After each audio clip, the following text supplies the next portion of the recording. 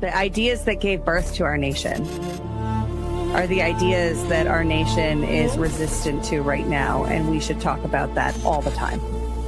In a world where narratives are shaped by corporations and gatekeepers, independent voices matter more than ever. Badlands Media brings together citizen journalists, researchers, and independent thinkers. The truth is triggering. Question the narrative. Explore the facts. It's authenticity, courage, resilience. Search for the truth others won't.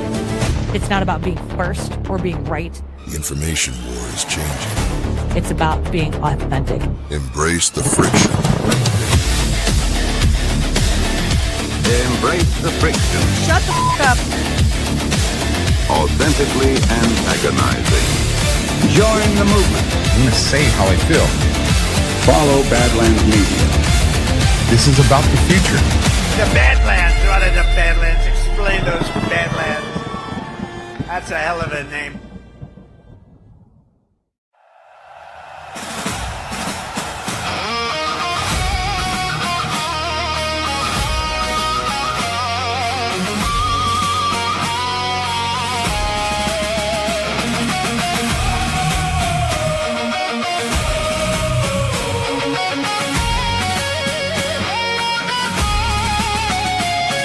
All right, good morning, Badlandia. Welcome to Badlands Daily.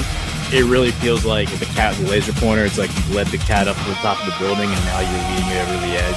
President Trump is rebalancing trade around the world and making things more fair for the American people. I think that anytime the deep state can like over-capitalize in whatever situation they have, they're going to. But the rest of it is a very well-organized and well-funded color revolution operation of the type they run all over the world again and again and again to destabilize entire society. Echoes carried on the wind. We stepped into a moment where a nation would begin. Powder smoke and rising banners, voices ringing through the flame. We rode the currents of tomorrow, found the dawn of freedom's flame. Raise the flame of revolution, let the old world hear us roar. Freedom rise on every heartbeat, marching louder than before. From the Delaware to glory, soft disclosure fans the flame. All right, good morning, Badlandia. Welcome to Badlands Daily. It's Ash Wednesday, so that means I'm joined by Ash. Not that I'm blaspheming against the church, but Ash. You know, I think the drums really make that song. Yeah. That I mean the fife. Is that what you call it? The fife? Like the fife sound of the guitar. It's not an actual fife. It's the guitar making that sound. But Yeah, no, I'm telling you, the drums actually make the song. no, I'm going with the guitar. The guitarist that can make that guitar sound like a fife. Yeah, it's great. It's The a best great. part. I'm glad you incorporated it into the intro because I was a little sad when it was like, you know, it's 4th of July. It's Never over. say America that again. Yeah, I know. Well, that's the sadness, right? With the soft disclosure ads, is especially if they're tied to a holiday. It's like, oh man, like where's Burning Bright the bunny or the leprechaun? Ephemeral experiences. They're Yeah. gone. We'll never have the lotion raider, the lotion detector. It's all gone. We'll be But back. we're here. But we're here. Happy Wednesday, everyone. Yeah, happy Wednesday. It's Wednesday, man. It means we're Yeah. halfway Hump through. day. Yeah. Are you going to give an update on Tyler Robinson? Because I know nothing about. I'm actually pretty I- out of the news cycle. I'm going to be mostly useless. I This year. absolutely am going to give an update on that. But first, Maha yourself, guys, with supplements that don't suck from Conscious Strength, founded by Badlands' very own Jordan Sather in 2019. Conscious Strength products are made in America and won't break your bank, unlike other online brands. Their lineup includes collagen for strengthening joints and hair, electrolytes to get rid of those cramps, greens powders that taste good and mix easy, She Legit gummies, methylene blue, zeolite, and more. Flip the finger to Big Pharma, be your own doctor, and get supplements that you can trust from Conscious Strength. Go to badlandsmedia.tv/strength to shop now and use promo code Badlands to get 10% off One more time, that's badlandsmedia.tv/strength. And the link will be down in the description below. And you can check out Jordan on episode 5 of America First Stories right here on Badlands Media. So there you go. Absolutely. And love his products. His oregano oil, always have to mention it whenever we have a Conscious Strength ad, because it's an alternative to so many different forms of pills. Just taking oregano oil, and you can take it prophylactically. You can take it when you're sick. So everybody should have some in their medicine cabinet. And this is not medical advice. It's good advice. I mean, life advice. Jordan's pretty clear about it. Flip the finger to Big Pharma, but still not medical advice. Yeah. Also, we've got our good friends over at Tamarac Gardens as well. 3 boys taught me 2 things. Summer is an adventure and bugs are relentless. As an herbalist, I know you don't need harsh chemicals to protect your family. Here at Tamarac Garden, we've got you covered with natural sunscreen, mosquito and tick repellent that's even safe for your pets, a salve to draw out bug bites, and soothing sunburn cream, all made with the power of plants. Because we think summer memories should last longer than the bug bites. Tamarac Garden. Protect your family naturally and eat your weeds. All right. Your weeds. Her what is it called? Peace and Calm. Now, again, not medical advice. Stuff's basically natural Xanax. So you should have some of that in your medicine cabinet as well. TamaracGarden.com. Peace and Calm is what you're looking for there. Also, she's got a range of, I don't know if you call them supplements, nutrients maybe, but they're all natural foraged weeds that she's made into tinctures that actually do work. Amazing, amazing, amazing products. All right, so let's start out here with the Tyler Robinson updates. So yesterday was day 2 of the preliminary hearing. I have watched almost all of day 1, and then I streamed day 2 yesterday. I was like, this is too good not to stream, and it allows me to be more engaged and not listen passively in the background. And I'll tell you what, man, this is it's really interesting, first and foremost, because there's been 2 camps in this saga, right? There's either the Candace and the Ian Carroll and the Tyler Robinson absolutely didn't do it, he's a patsy, and then there's been we should just lock him away now and like put him in the chair and just put the sponge on his head right now. We don't even need to go through this trial process. And both sides are absurd. I have my own opinions on what went going into this preliminary hearing. It's not a trial. This is a probable cause preliminary hearing, meaning they are presenting to a magistrate to say, because it wasn't a grand jury, we have enough to go to trial, and the judge or the magistrate at the end will say, yes, you do, or no, you don't, right? And no grand jury, huh? No, there wasn't a grand jury. Nope. Huh. And I can see why. To be honest with you, I can see why. I'm looking at this objectively, and there's some points on both sides here that are very interesting. We got some clips to go through. I'm going to try not to take shots at my brother from another mother, Alpha, even though he took some at me last. Why would you try to not? We'll get into it. He's so You've Alpha. always been too nice, Brian. I would say this is probably the biggest fight that Brian and I have, is that he's too nice and shying away from taking shots at Alpha. What has happened to you? I'm being very. Alpha was very nice too. He just he highlighted some of the clips that I'm about to play here, and had some disparities or discrepancies or differing opinions. You think his takes are wrong and yours are right? Some of them are right. Some of them are right, or at least in the right direction. We're gonna make Brian and Alpha fight, and we're gonna get Brian good and mad for tomorrow's daily, where it's all gonna come to blows.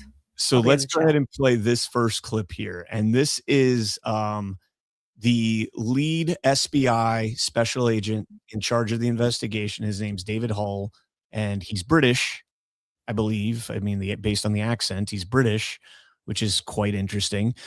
And this to me is one of the fundamental problems with this whole thing. Check this out. Is there any footage of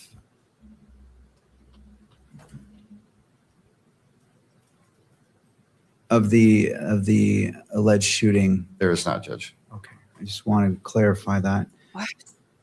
Ms. Nestor, given that additional information and anything further from defense? No, but I think I'd like to be crystal clear. You asked if there's any portion of this video that captures, and I believe you asked of the actual shooting. There's no video of that.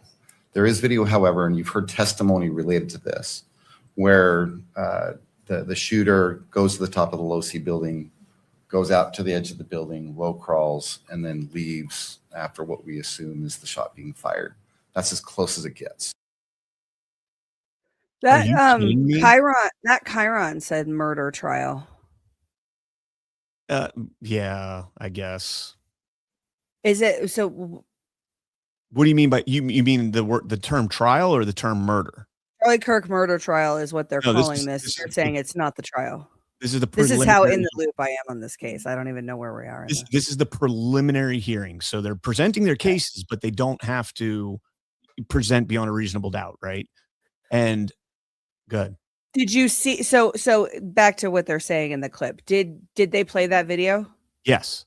And now, does he crawl off screen or something? Why? No, so he's on screen. That's the crazy part. He's on the screen, but we don't have the video of him taking the shot. The other part that was really interesting about this yesterday, and there was a big discrepancy about this, they showed the zoomed out version in full, right? Him on the roof and everything else. Then they take the version, they zoom in on what's alleged to be Tyler Robinson, and they don't show it to the media. And there was a big kerfuffle about why they're not going to show this to the media. And they're like, well, the media doesn't need to see this. And because they've already seen the zoomed out version. And so we got this little, and I'm going to show it to you here in a second. This is what they're alleging proves that it was Tyler Robinson on the roof and he took the shot.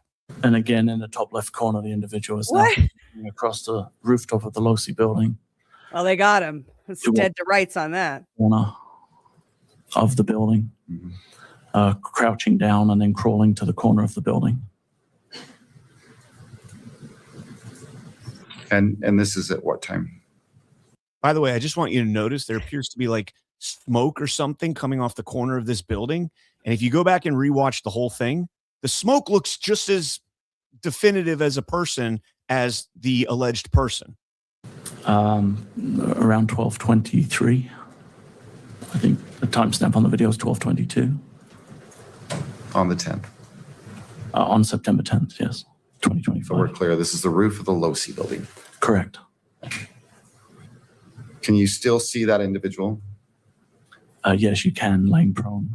If you squint and kind of blur your eyes. Open your mind. Open your mind.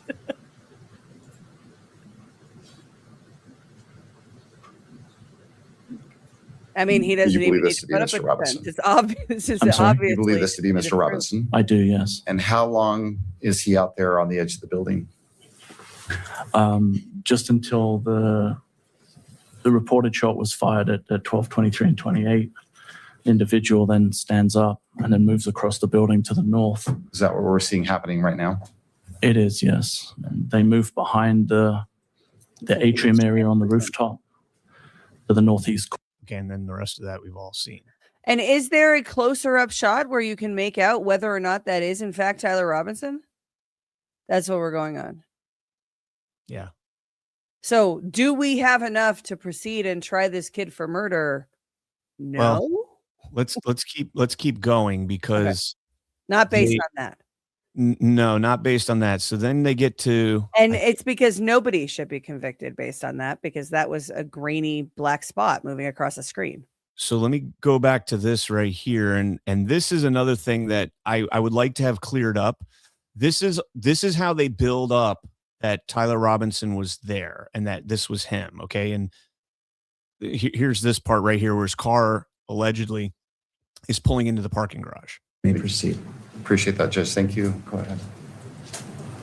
Now I want to pause right here for 1 second and keep it here because I just want you guys to notice those right there are stock rims on a Dodge Challenger. Okay. Every Dodge Challenger with a certain package, like sports package, or I don't know the specific package. Those are OEM rims on a Dodge Challenger. What are we seeing here, Agent Hall? That's the vehicle that is believed to belong to Mr. Robinson arriving in the parking garage on campus. At what time in the morning? What time of the day? It's approximately 8:30 in the morning on September 10th, 2025. And what leads you to believe that this particular vehicle belongs to Mr. Robinson? Information that was provided regards to driver's license and Department of Motor Vehicle Records. The vehicle fits the description of it. Hold on. This is a key part because I don't know what they mean by this. Provided regards to driver's license and Department of Motor Vehicle Records. The vehicle fits the description of a vehicle owned by Mr. Robinson. Is there anything unique about that vehicle that stands out to you? The shape of the vehicle is very distinct, but predominantly the wheels were very distinctive on this version of the vehicle. Okay. So when he says the Driver's License Bureau and the Motor Vehicle Records provided information on the vehicle, he doesn't say they ran the plates, they got the plate number, it matched Tyler Robinson's vehicle. They say they got a description of the vehicle. And this is where it was kind of unclear. And again, this is a preliminary hearing, so you're not going to prod this nearly as much as you would otherwise. I want to know, did they give them the driver's license, or did they get those records when they gave him Tyler Robinson's name and they said he has a 2019 Dodge Challenger? This is, this is the make and model of the vehicle. And then they looked at that and drew that conclusion. And that's unclear. To be perfectly clear, that's unclear. Did they get those records from the license plate, or and a cop does later on in the day, like much later on in the day, run the plate? But you'll see why that's... So it is his car? Allegedly. We don't know. Well, if they ran the plate, then that should seem to get us beyond allegedly. No. They ran the plate at night, like much later. So just to be clear, the point, so we have the grainy figure running across the top of the roof. And then they say he's definitely there because we see a car that matches the make and model of a car that Tyler Robinson owns going into the parking garage, but they don't run the plate on the car in the parking garage, and they don't we don't know if they ran the plate. What the British guy just said, and is the British guy the prosecutor? He's the lead investigator for the State Bureau of Investigation. It was a red coat problem with that, but setting it aside, he doesn't say we checked and know definitively that this is the car. He says it matches the make and model of a car that Tyler Robinson owns. There were thousands of people there that day, and I imagine lots of cars going in and out of the parking garage. Do they ever at any point prove that that's his car? So can they even place him there still? Again, if they didn't run the license plate, then no, I don't think so. But if they had the license plate, they should have made clear, we got the license plate number, ran it, it confirmed it was Tyler Robinson's car. That's not what they said. They said we got information from the DMV, and you can see the distinct shape of the car. Dodge Challengers are not a distinct shape. That's an absurd comment to make. It's a crazy statement. Well, it matches the shape of the car that he owns. And the unique rims, which when you say they ran the license plate, did they run the license plate from this footage? No. So they ran a license plate of ostensibly a different car? A cop ran into him on the street much later on and got a partial plate and ran the partial plate. From a legal standpoint, I think that we're back at they still have to prove he's there. Exactly. So let me continue showing, because it gets even sketchier. And so I'm completely out of the loop on this. I'm sorry if I'm asking dumb questions that everybody already knows. That's the foundation of how they're identifying that he's there. Okay. So now watch as it continues.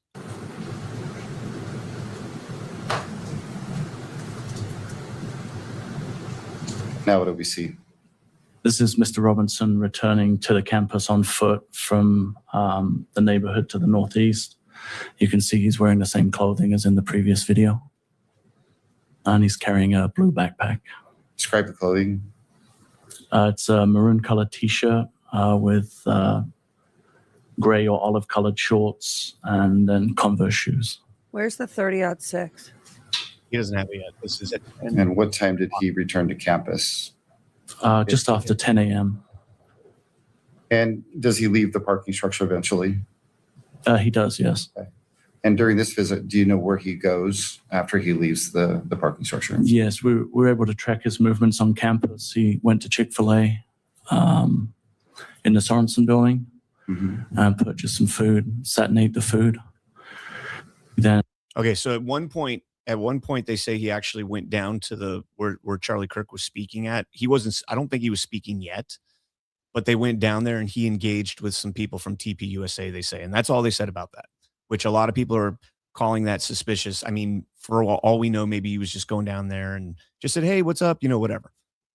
This, now watch when he changes his clothes and now he's going to have the rifle allegedly in his pants.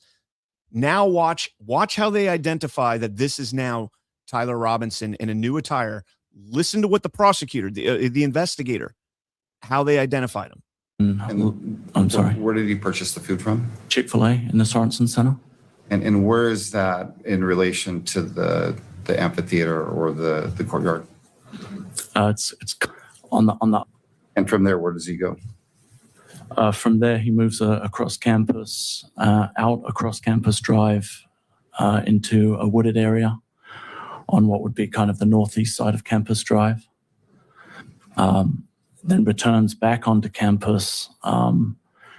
We noticed at this point that he's no longer carrying the backpack that he was originally wearing. He moves through the Gunther building and the computer science building.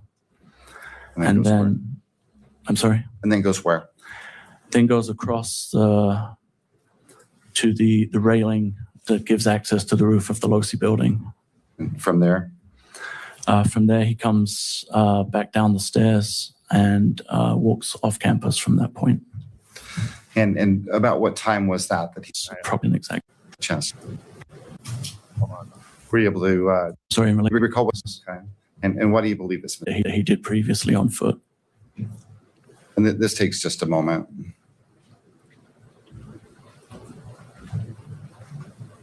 And why? Well, let me ask you this: you believe this is Mr. Robinson returning to campus? I do, yes. Okay. And why do you believe it's Mr. Robinson? The shoes are the same, and the images that we have are from my viewing and seeing Mr. Robinson on the video.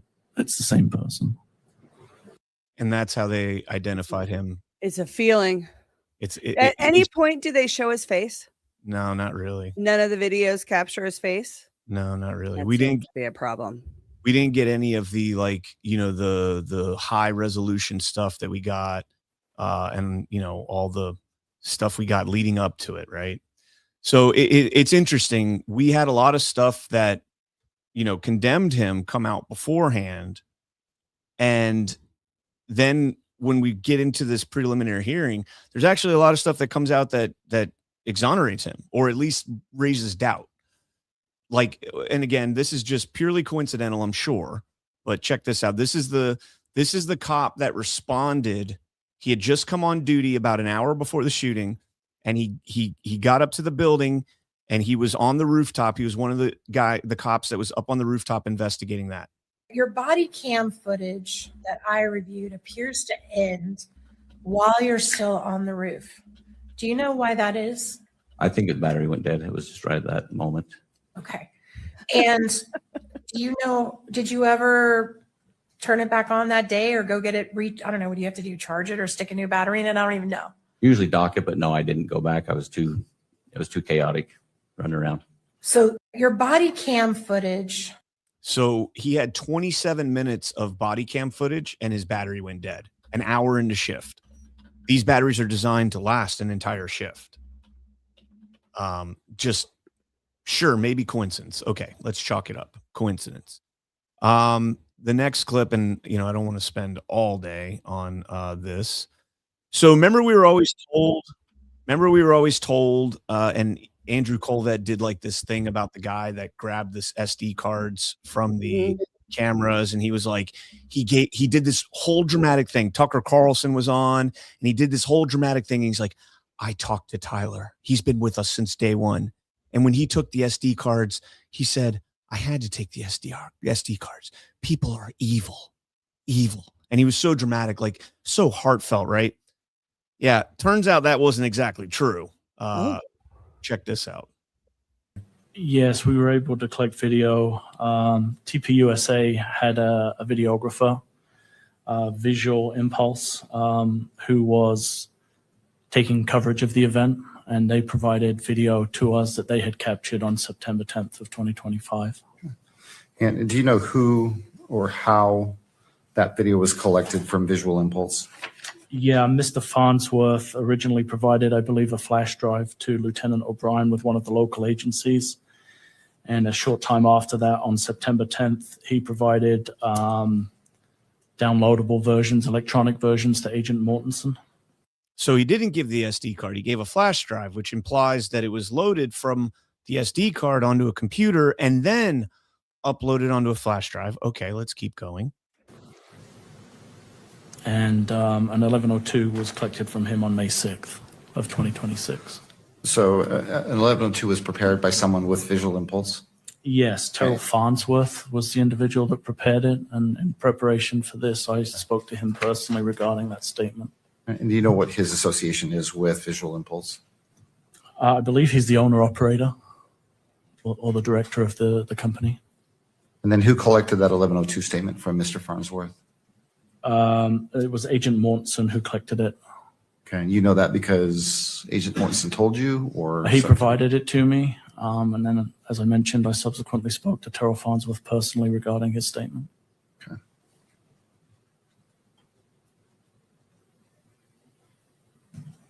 You got a chance to look at Mr. Farnsworth's 1102 statement? I have, yes. Okay. And again, does that statement include an advisory that any statement that he provided would be used in preliminary hearing in lieu of his live testimony? Yes. Did it also include a warning that a false statement would potentially be punished by a Class A misdemeanor? It did, yes. Okay. Oh, crap. This isn't the clip that shows. He didn't give him this stuff until the full context of it until like 8 months later.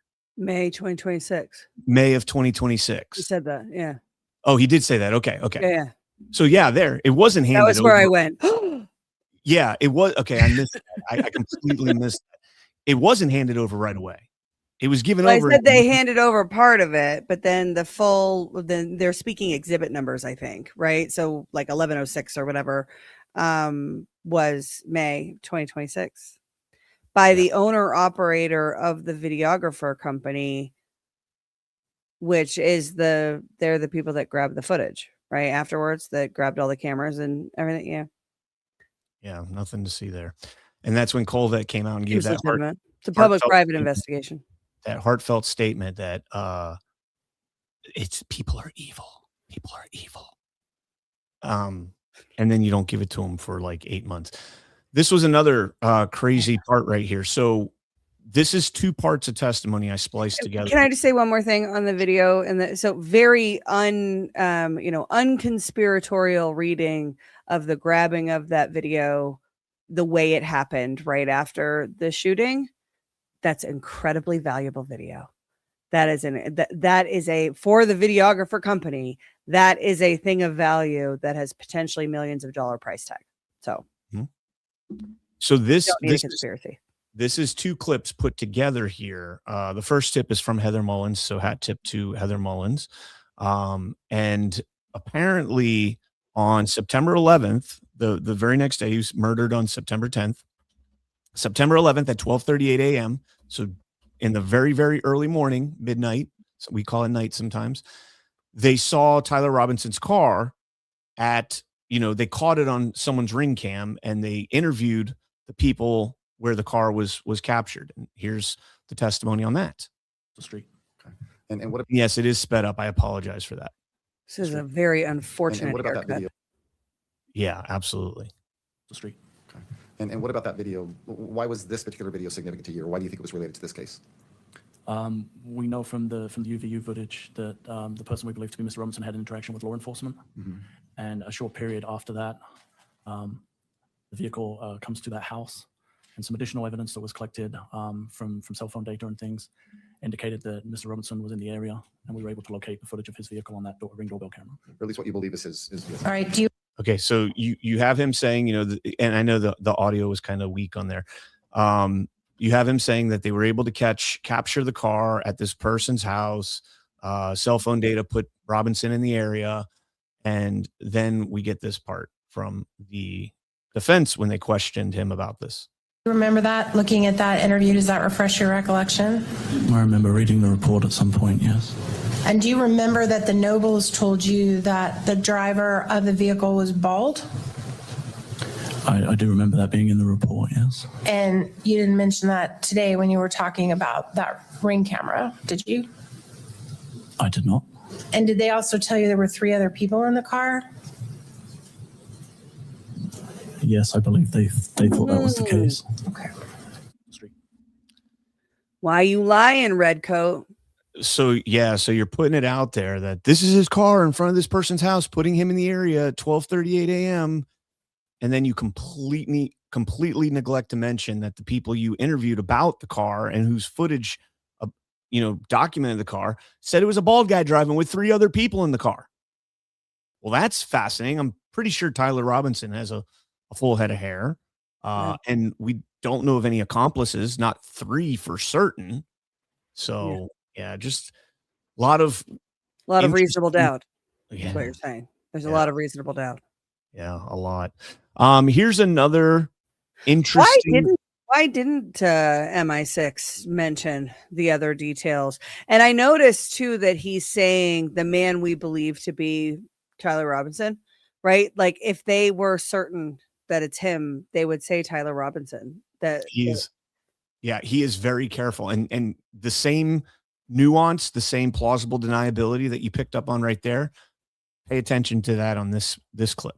Okay. And this is the one that Alpha had the most problem with. Off of the side of that building that had been secured by an officer. And that building was the Low-C building. Correct. Wasn't there also a bullet found on another building? I believe an unfired bullet had been found on another building at some point during my time there on September 10th. Yes. Which building was that, sir? I'd never heard that. I don't recall. Was that considered a scene that was worth preserving? It was not. My recollection is that was accounted for as an ejected cartridge from an officer who had cycled his rifle. Okay, I thought you said it was an unfired bullet. Now you're saying it was a cartridge? When a weapon is cleared, an officer would make his rifle ready, which would chamber around. Oh, I got you. And my understanding was that's how that was accounted for. So an officer claimed that bullet belonged to him or her? That's my recollection, is that was how it was accounted for. And when was that accounted for? I don't know specifically. Do you remember what type of bullet that was? I don't. Was it a 30-06? Do you remember? I don't. Okay. So the lead investigator knows that another bullet was found, an unspent cartridge, doesn't know what caliber it was, doesn't know what officer it came from, doesn't know what building it was found on. None of this. Now, this is when defense got to redirect or got to, isn't she the defense? She's the defense. The prosecution got to redirect. And this is what they asked. In a situation which is called cruiser ready. What does that mean? It means we don't have a round chambered. So if an officer deployed with his rifle, he would chamber a round. Once he had done whatever task it was that he was doing in order to put that weapon back, he would eject the magazine and eject the round. Sometimes in doing so, rounds are dropped or not accounted for. In this situation. So the excuse that they gave was that, they keep their rifles cruiser ready, meaning condition 4 or even condition 3, magazine inserted, no round in the chamber. Condition 4 would be no magazine inserted, no round in the chamber. So he's saying they keep it condition 3 or 4, not condition 1. Condition 2 only applies to 50 cals. Or belt fed open bolt systems. Anyways, I feel like this is way more information than we need. Which officer accidentally ejected the cartridge that was then accounted for and dismissed away as don't worry about that. We don't even need to secure this scene. Like where are those details? So the argument that he was making, so there's one of two things that happened here. He either was clearing his weapon after the scuffle, after everything was settled down, or he was going condition 1 because the shooting had just occurred and he was in the defensive, posture, right? So if he's going defensive and he chambers it and ejects a round, then that means the weapon was already condition 1, meaning he already had a round chambered, and he just leaves it there, which, okay, sure. That's Alpha's argument, is that, yeah, if you're in a static or a kinetic environment and you condition and you cycle your rifle, you're just going to leave the round there. And I'm like, okay, just leave an unspent round on a school campus. That's if real smart. If you're in a, you know, you're running. Yeah. And I'm careful to say gunfight, but like if you're in an emergent situation and you're a cop, then yeah, you might do that. At any point, do they match that bullet to a police? No. Weapon? So Was the police carrying a 30-06? Hold on, we'll get to that. Then the other part is if you're clearing it to go back to cruiser ready to put the weapon away. In that case, there's no excuse for not picking up the round, period. End the conversation. I mean, we did it in war zones in Afghanistan. And when we get back to the fob, we clear our weapon and we always pick up the round. In fact, we made a game of ejecting it and trying to grab it in midair as it pops out of the rifle. It was probably a 5.56. If I had to bet, it was probably a 5.56 round, but they don't document any of this. Now, which is crazy because they claim they didn't need to secure that part of the crime scene. Now, the part that Alpha makes a valid point with this, the reason the defense knew about this is because it was in somebody's report. Fair enough. Why doesn't the lead investigator know this? Yeah.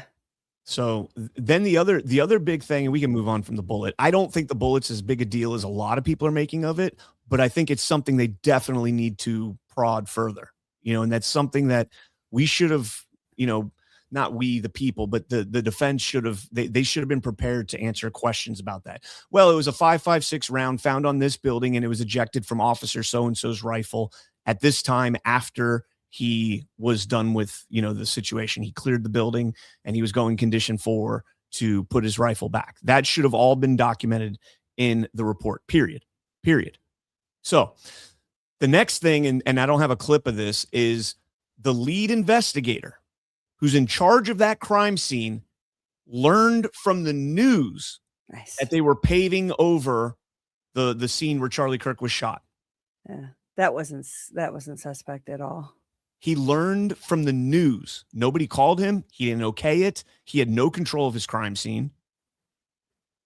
Again, who made the decision to pave over? That's a great question. Was it the school? Was it Turning Point? Was it MI6?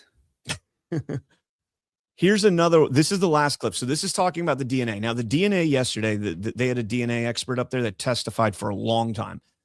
Very, very complicated, very dry testimony, talking about, different peaks on the DNA chart, whether they're actually looking at the material, and they did not, by the way, they did not look at the actual sequence of the DNA. They just looked at the length of the DNA. And that's how they were able to determine that it's most likely a match to not just Robinson, but also to Twiggs. Now, this is the part here that I thought was very interesting. And again, I'm not going to say anything one way or the other about this, but just listen to what the expert testifies here when they're talking about the STR mix report and how the results came back not as what they hoped. Is this the likelihood ratio from your Twiggs comparison? Yes, it is. Okay. Now, what was the likelihood ratio that you calculated based on this chart? The likelihood ratio was 1. 1. Yes. So that doesn't rise to the level of even limited inclusion, correct? Correct. It would fall under an uninformative. Uninformative. And yet you concluded that despite this STR mix reading with a likelihood ratio of 1, that Mr. Twiggs was a contributor to both item 7 and item 8, correct? I did. So actually, I didn't utilize this calculation to determine that Mr. Twiggs was a possible contributor or that I could use him as an assumed contributor. I visually looked at the DNA sample, and the DNA, unlike that major contributor, he also had those peaks. So that was one proposition or one hypothesis that I determined that he was an assumed contributor. So this test, what happens when you assume, Brian? This test comes back with uninformed, inconclusive, uninformed, whatever the results, right? You can't include it according to that specific test. And she comes back and says, well, we used my own expertise and my own hypothesis that, whatever. I listened to that. And again, maybe there's something to it, but you have a scientific test that is telling you that these results are uninformative. They're not conclusive at all. And then you develop, you move on to find the way that is going to confirm what your hypothesis is or what you believe to be true. And until you find it, you keep going. It was really weird to me. I'm not going to pretend that I know one way or the other what all of that means, but that was yesterday. You know what you really want to hear your investigator say on the stand under oath? Well, I assumed it. Yeah, hypothesis and assumption. And we took the science and I said, no, put that aside. I'm an expert. My assumptions and hypothesis supersede scientific method. Let's go back to 2021 with that and COVID and the vaccines and everything else. Okay, so we have a grainy, shadowy figure running across a roof from a very far away. Go back further. We have a car that we may or may not have a license plate for. We saw the car after we saw the grainy figure. So I was going in the order in which you showed it to me. Well, I'm going in the order of the timeline of events. But me and the audience don't have that, Brian, because you haven't given it to us. So we have grainy figure running across the roof. Impossible to make out who that is. No, there's no anybody that's telling you we definitely know that's Tyler Robinson on the roof running and crawling and whatnot. They're lying. You cannot make that out. We have a car that is very similar to a car owned by Tyler Robinson that's in the parking garage, but nobody grabbed the plate and ran the plate of that car that we know of in this trial evidence that has been presented up to this point, correct? In that circumstance, they did run the plate much, much later in the day in a completely different location. Are they sure it's the same car? No. Are they sure that right? So we have a car that matches a car owned by similar shape of a car owned by Tyler Robinson. We have a man with a hat and a maroon shirt and shorts and a certain type of shoes walking through a parking garage. We have a man with different clothes, but the same shoes, walking with a different gait, right? His steps have changed and they claim that he has a rifle in his pants, right? We have this second guy walking back into the parking garage, looked like. Well, hold on. There's one key point here. No that you're face missing. shots, though. Not only that, but he switched his shirt, he switched his pants, he switched his hat, he switched his backpack, and Shoes were the same. but he didn't switch his shoes. Allegedly. So he thought of everything. He thought of everything else except his shoes.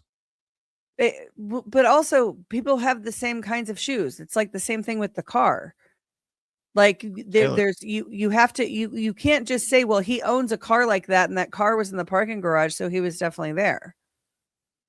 And I'm not saying it wasn't him, everybody in the chat who's mad at me. I'm saying let's talk about the evidence that Brian has presented to the Badlands jury this morning. Right? That's what we have so far. Right? And a bullet that doesn't mean anything because they decided it doesn't mean anything and didn't secure the crime scene or that part of the scene and just waved it away.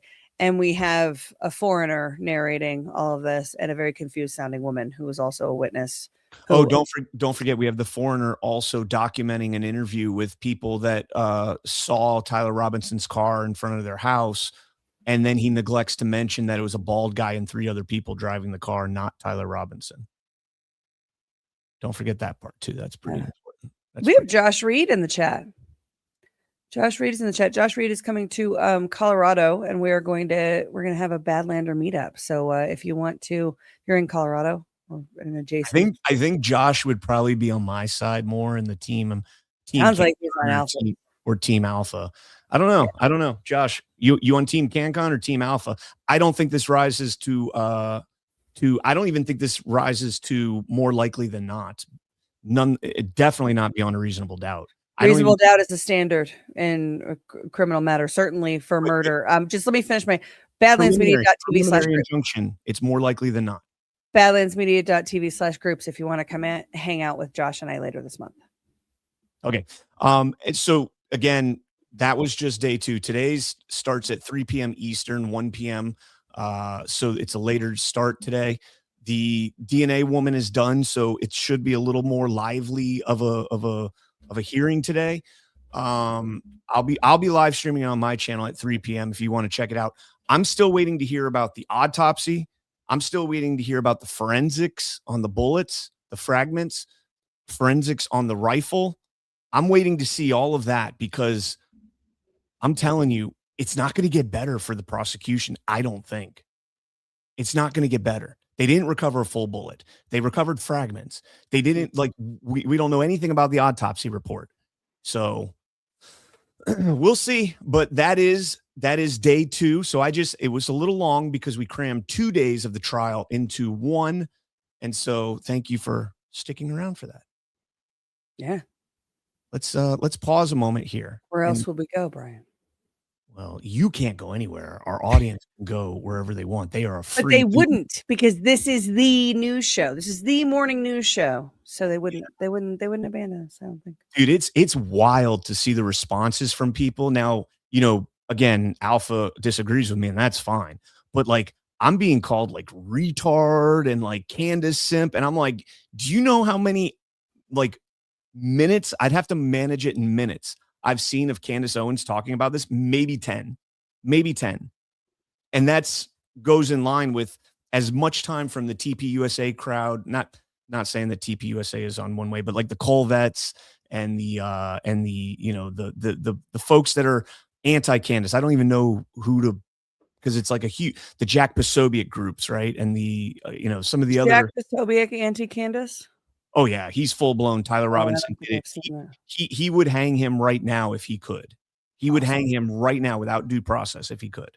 Yeah, well, if Jack Posobiec says it's true, it must be AV true. AV Intel, he's got to be right there. So I am looking at this objectively. I do have my preconceived opinions about this case. They did briefly mention, Ash, my point that I've been making the whole time, that Tyler went from prone to up and running in less than 3 seconds. And where's the gun? What's that? And in that moment, where's the gun? Because didn't he allegedly break down the gun? That's what they say, but then they're like, oh, he jumped down with it. But they almost got to that point, but they're like, how he was in the prone for 15 to 30 seconds before he took the shot. And then they didn't prod further after that. So that kind of sucked, but yeah.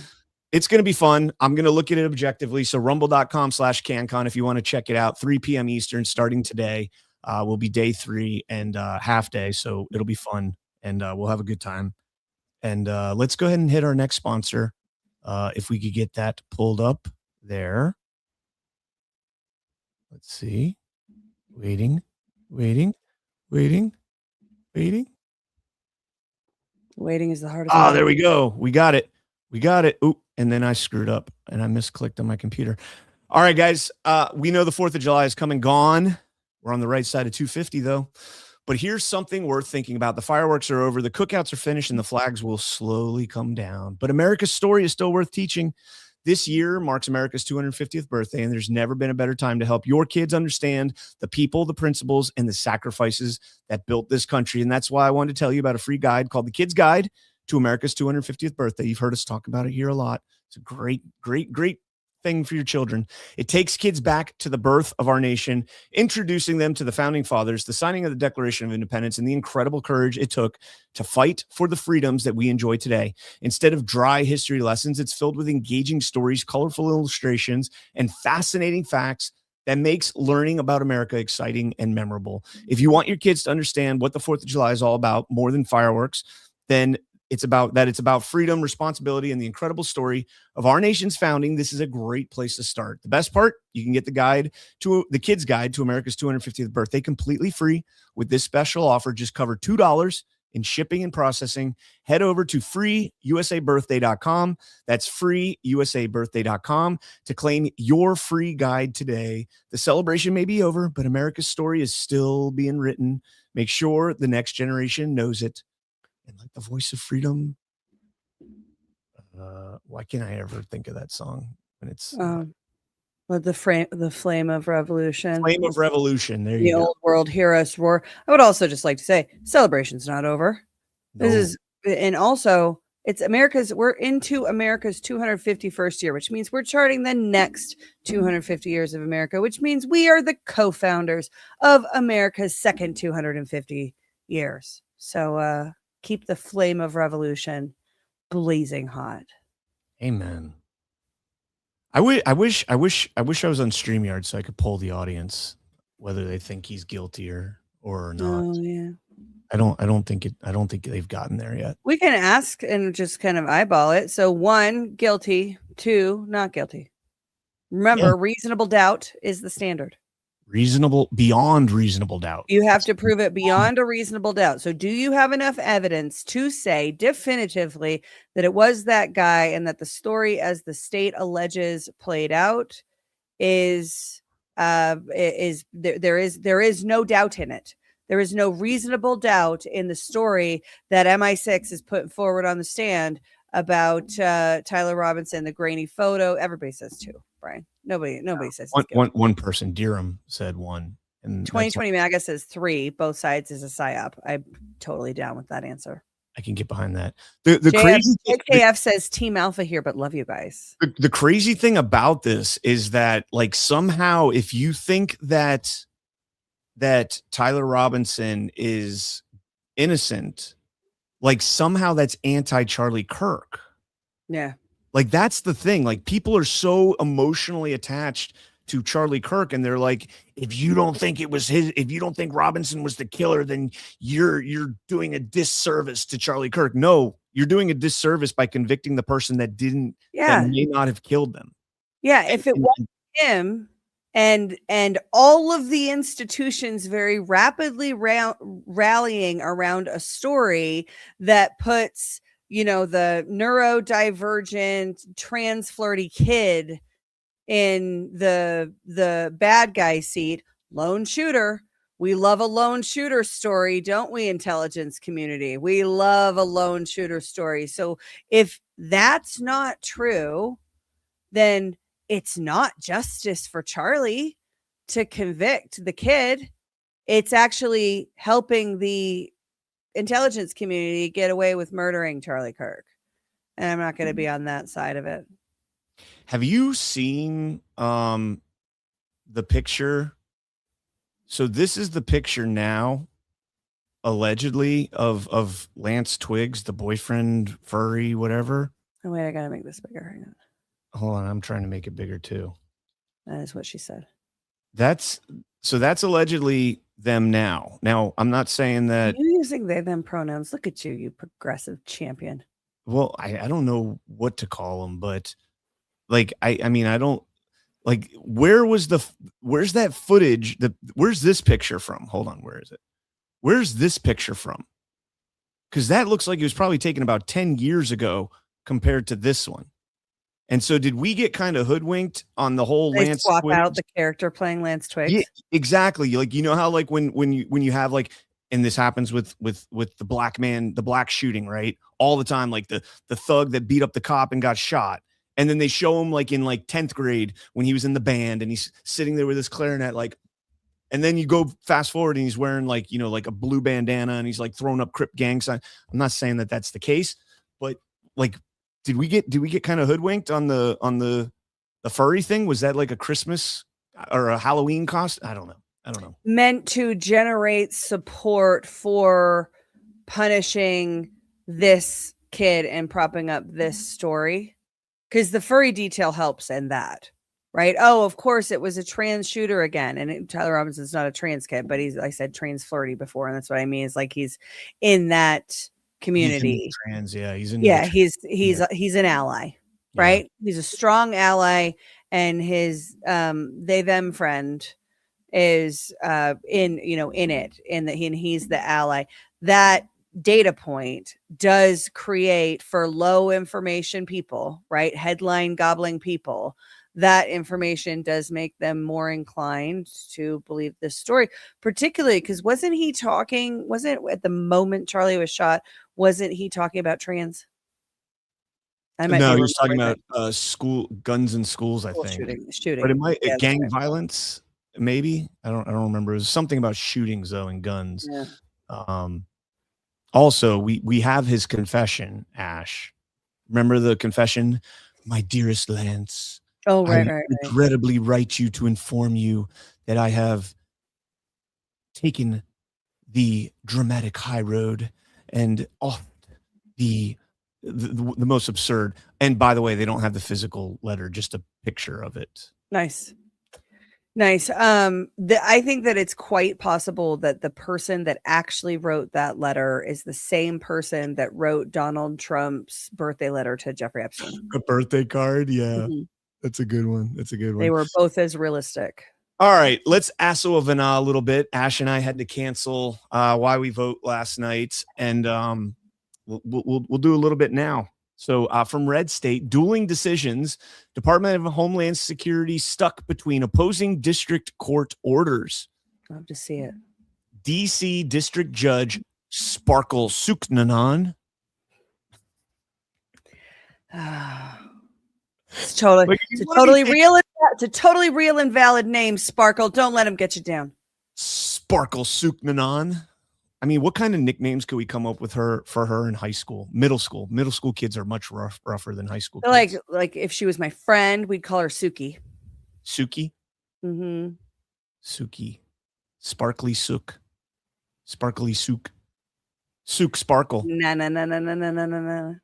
I don't know. On June 22nd, Suknanan dismantled the administration's Judge Sparkle is what we should call her, Brian. Judge Sparkle is how we should refer to her on this show. Judge Sparkly Sook. Dismantled the administration's implementation of the expanded systematic alien verification for entitlement system, SAVE. It violates the Privacy Act, Social Security Act, and the Administrative Procedures Act.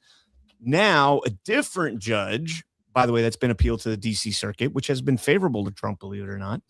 A different district court judge, T. Kent Wetherill II, totally not Sparkle Sukanon, of the Northern District of Florida, ordered DHS to restore the SAVE system's Social Security number search and bulk upload features, which it disabled pursuant to Sukanon's order. Now, I want to jump over here to the order itself real quick, and let's read this. It's about 2 paragraphs. You want to read it, Ash? Sure. My voice is like almost shot. So I was about to respond to the TOB1A5 who said, never have I met or have I come across a female judge that was capable of doing the job. And I was going to respond, Judge Judy, are you kidding me? Because Judy can definitely do the job. Okay. This court is not bound by Judge Sparkle's order. With all due respect, the court disagrees with the conclusions in that sparkly order. For example, with respect to the Social Security Act, even though 42 USC 405 sub C sub 2 sub C. Okay, you don't have to read all the subs. Seemingly, don't tell me how to do my job, Brian. Seemingly precludes the Social Security Administration from disclosing Social Security numbers to anyone. That statute does not preclude SSA from doing so in the immigration context because SSNs can provide information about citizenship, and 8 USC 1373 sub A expressly provides that notwithstanding any other provision of federal law. Is the footnote important? No. Okay. A federal entity or official may not in any way restrict any government entity or official from sending defendants information regarding the citizenship or immigration status, lawful or unlawful, of any individual. Moreover, with respect to the Privacy Act, the modifications to the SAVE system plainly fall within the Act's routine use exception in 5 USC 552A. sub a bunch of stuff that Brian's going to yell at me if I read. Because using SSNs to verify the identity of potential non-citizens is not incompatible with the purposes of the Social Security number to establish the age, citizenship, or alien status and true identity of individuals, citing 42 U.S.C. 405. And it is undisputed that defendants published notice of the use of Social Security numbers as part of the modified SAFE system in advance of the order approving the settlement agreement requiring integration of the Social Security number search feature. So in other words, it is literally designed. There was carve outs in the law to allow the Department of Homeland Security to utilize this search in order to verify citizenship. And Sukanon, Sparkle, was like, no, you can't do that. Yeah, you know what this is like? This is a bit of a side quest, but this is similar to, we're gonna give you guys signature verification so that we can validate that these votes are actually coming from real voters. And then, 10 years later, signature verification is an unnecessary poll tax. We can't have signature verification. We're going to give you social security numbers so that you can verify citizenship, and we can make sure that you're a citizen if you're getting benefits or if you're doing pretty much anything, because we have to put in our social security number. Had to put in my son's social security number to sign him up for a Trump account, right? So you have to use that. You can't actually use social security numbers to validate citizenship. What are we even doing, Sparkle? Sparkles, take it back. It's a bad decision. We're going to start to think that you're not a real judge. Well, maybe it's worth it to read the footnote because it takes shots at Sparkle. Some of the footnotes often have, let's definitely do that. The footnotes often have a lot of great information in them. The court does not fault Judge Sparkle for not deferring to this court's implicit determination that the modified SAFE system was lawful, because she is no more bound by this court's rulings than this court is bound by hers. Indeed, the court has similarly rejected an agency's reliance on another court's consent judgment as an excuse for not complying with the law as this court interpreted it. That said, it is unfortunate that the parties to this case did not bring Judge Sparkle's case to this court's attention before it approved the settlement agreement, and or the parties to Judge Sparkle's case did not bring this court's order approving the settlement agreement to her attention sooner than they did, so that the conundrum that now exists might have been avoided through principles of comedy. All right, let's move on. We got some more election stories here from the Detroit News. DOJ says it will send election monitors to 3 Michigan cities. Trump's DOG has informed Michigan officials it intends to send election monitors to 3 cities in the battleground state for the August 4th primary. The plans mention Detroit, Lansing, and East Lansing, according to 2 sources who were granted condition of anonymity. And this, yeah, I can say that. We've already established that. Yeah. I know, but sometimes, like you get good at something and then you don't use it for a while, so you lose the skill. Like, you're keeping your skill there. I'm proud of you. I develop it. I wake up every morning and say anonymity 3 times. Anonymity. Timothy Mellett apparently is the one that authored this memo or whatever. He's the deputy chief of the DOJ's voting section, and that's all I got on that. Dana Nessel says, "Oh, that's fine. You can come down here. Just don't break stuff." She says, "We encourage everyone to participate and see for themselves how secure and fair our elections are. But my office stands ready to hold accountable those who attempt to unlawfully interfere with or intimidate Michigan election workers." I hope people don't get excited about election monitors going down there. That's like somebody robbed a bank. I'm trying to think of how this. That would be like somebody's robbing a bank and you're just watching to make sure that the person behind the counter doesn't like take the money and put it in their own pocket, right? Yeah. You can't see what's on the other side of the glass. You just see the teller taking the money out, counting it, and then making sure that they're not stuffing it in their own pocket. The election fraud that we are dealing with, either A, happens in a black box, or B, happens way outside of the count. Okay, It's not election officials. Now, it does happen, I'm sure, but it's not broadly. The accusations I think that me and Ash mostly make are not that election workers are like, nobody's looking. Okay, Biden. Nobody's looking. Biden. Yeah. Could happen, but that's not the big thing that I think we're talking about. Well, and so it has been proven to have happened, right? Out here in Mesa County, we had some workers that were engaged in a postal service scheme that involved election worker inside the office and somebody that worked for the post office, and they were engaged in a fraudulent ballot scheme. That's voter fraud. It's not systemic election fraud, but it does happen. But I'm with you. I generally don't assume that election workers are engaging in fraud. I think that the system is designed to defraud.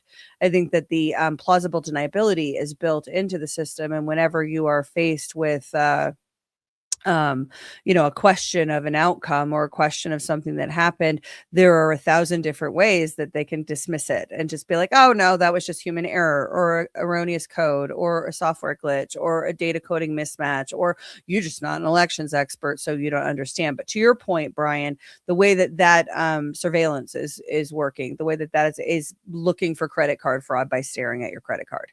That's essentially what is, and that's Sean Smith's old adage. Yeah, that's a good analogy right there. I have used the conversation. I don't remember who it was with, but you were having it with somebody where they were saying, oh, you can't cry election fraud at every single election without Oh yeah, that's Valdemar Archuleta. He is the chairman of the Log Cabin Republicans out here. Cool guy. I call him the king of the gays.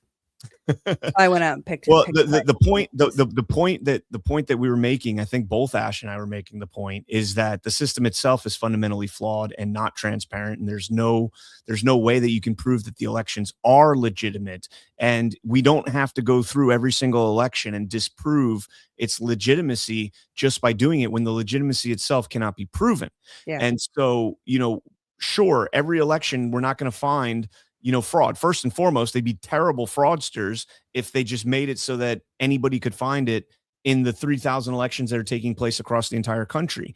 Also, we don't have the resources to be able to investigate every single election. So once we have enough of a sample to go off of, the elections are illegitimate. Once you disprove, a couple of them, Fulton County, Wayne County, Maricopa County, DeKalb County. Once you disprove those, and prove the fraud in those, and you prove that they're illegitimate, whether or not a court wants to hear it, because they're incredibly difficult to get it into. You don't have to investigate every single election. It's absurd to think that. Yeah, and we do the larger ones. One thing, Gatorbait says, I just checked with our chief counsel in the Republican Party, and he submitted 3 members to the NCSBE to inspect the source code in the ES&S machines. Let's see if they allow it to happen. We are allowed to inspect it in North Carolina. That's really interesting because even the experts at the voting system testing labs aren't allowed to inspect certain aspects of the source code. So it'll be interesting to see if you guys are. And also, who are your experts to be able to examine the source code and understand whether or not there is something erroneous or, malfeasance embedded in that source code? Submitting 3 members of the Republican Party to look at code if they don't have that skill set does not sound like a controller check on anything. That's the key. So North Carolina has a law where the Secretary of State has to keep the source code in escrow, and you are able to examine that. The Libertarian Party, I think in 2020, following 2020, the Libertarians sued to examine the source code, and they ran out of money. They won, and then they ran out of money to keep the case going. So that was a story that kind of went under the radar. The question is, who's going to be looking at it? That's the key. Yeah. Clay should absolutely be one of them. Clay. Yeah, he said that he submitted Clay to be one of them. And that's the thing, is if Clay was the one that was, because Clay has the record on this, right? He has been testing the voting systems. He's done that for the VSTLs. He understands where the testers are gate capped, and he has the technical skills to be able to understand if the code is legit or not. Spot on. Also, our elections should never be dependent upon experts validating code bases. Especially when it's a system that's only supposed to increment by 1 for every positive. Counting dots on paper. Exactly. All right. Associated Press. Judge rejects Justice Department attempt to get names of 2020 election workers in Fulton County. This is actually kind of shocking to me. Even though all this information is publicly available already, like I can get all this information. Like maybe not now, but there's people that already have it because it's public record. The U.S. DOJ cannot have the names and personal contact info of every person who worked the 2020 election in Georgia's Fulton County. A federal judge ruled this was a grand jury subpoena. So you have now had a federal judge smack down a grand jury subpoena. That is supposed to be an incredibly difficult and burdensome thing for a federal judge to do, because a grand jury subpoena is supposed to basically be above the judge himself and the Department of Justice. This is supposed to be the most unbiased form of a subpoena that you can get, because it's peers that all got together and said, yes, we need this. We need to see this. Yeah, because they also, like, the grand jury is a unique entity in our system because it has both investigatory powers and sort of the, ability to issue indictments and the prosecutorial powers. So the judge writes, quote, given the low need for the subpoenaed information, and the highly burdensome nature of the disclosure of the same, the subpoena is unreasonable and must be quashed. So the grand jury looked at it and said, this is reasonable. Who is this William Ray? What do we know about him? I don't know. Nothing yet. But he looked at it. The grand jury looked at it and said, yes, this is a reasonable subpoena. We need this subpoenaed information. And the judge says it's unreasonable and you don't need it. Now, it goes on to say, even if the records sought by the Justice Department could help find the people who worked for the county during the 2020 election who support the theory that the election was unfair, the information could not be used to charge anyone because the statute of limitations has passed, Ray wrote. The Justice Department argued the subpoena was the quote-unquote next step in the normal investigative process, end quote, and that it seeks, quote, records identifying persons with relevant knowledge. The judge writes, quote, in these hyper-political times in which we currently live, there are sure to be some who disagree with this decision because they believe the allegations of fraud in the 2020 election and believe that, quote-unquote, light should be brought to those claims. Ray added that nothing prevents continued investigations into those allegations by the people who believe those claims, such as Congress or even the Justice Department. But the power of the grand jury, quote, which exists to investigate potential crimes and to bring viable indictments, end quote, cannot be used for that purpose. Otherwise, anyone in power could use the grand jury process to subpoena personal information of citizens, quote, with no legitimate law enforcement purpose, end quote. Way outside the lines, I would say, but I have to just tell you, this judge was nominated by President Trump, confirmed 54-41. Here's the best part, Brian. He goes by Billy Ray. This is Judge Billy Ray. Won't tell my heart. He's got a barbecue stain on his white t-shirt. No, that's Tim McGraw. Oh, is it? Yeah. Achy Breaky Heart is Billy Ray Cyrus. Just don't think you'll understand. I got a barbecue stain on my white t-shirt. She was okay. Quote, thus everyone, whether you support the president or not, or do not, or whether you believe the 2020 election was fair or believe that it was not, should be concerned about the DOJ's ability to utilize the power of the grand jury to appropriate your private information without a legitimate purpose. There's no such thing as private information, guys. Just FYI. It's not a thing in the digital age. Your entire life is on this. That's the interesting thing is, and this is the case that has been made. So when this subpoena first dropped, I was like, oh, this is really cool. This is a big step. And then everybody I know that's involved in this is like, we have all this stuff. We have, there's stuff beyond their contact information that's already been investigated into some of these people. And so again, Judge Ray has served in all three branches of state government before joining the federal bench. He was a Georgia state senator. He was a judicial circuit superior court judge in Georgia. Was he appointed by Brian Kemp? Well, if he wasn't in the executive branch, how did he serve in all three? Secretary of State, maybe? No. Judge, Georgia Court of Appeals, U.S. District Judge for the Northern. Yeah, no, he hasn't. I don't see that he's served in the executive branch. He did practice law though before joining the bench. in Gwinnett County. Well, that does it for Osawa Vana for All Shows Are Why We Vote. And let's go ahead and hit another sponsor here. And we will get that pulled up here. And there we go, guys. We hear a lot about crypto, but here's the part that most people miss. Crypto was created so you could actually own and control your money. After the 2008 financial crisis, Bitcoin was designed as an alternative to banks. So instead of a bank holding your money, delaying transfers, or limiting access, you are in control. And if you've ever had to wait for a transfer to clear, you felt that problem. Now, fast forward to today, and everybody's heard of crypto, but getting started still feels kind of complicated. That's exactly why we use Rumble Wallet. It takes all the complexity and makes it simple. Choose what you want, whether it's Bitcoin, dollar-backed stablecoins, or even digital gold backed by real gold. There's no complicated setup. It connects with MoonPay, so you can use your credit card, debit card, or bank and be up and running in minutes. Once you're set up, you can even support your favorite Rumble creators like us directly. So do this now. Scan the QR code or click the link in the description and download Rumble Wallet. From there, you can set up your wallet, tap buy, and boom, you're in the game. In just a few minutes, you can go from hearing about crypto to actually owning some. All right. And then let's talk about our friends right here at Soft Disclosure.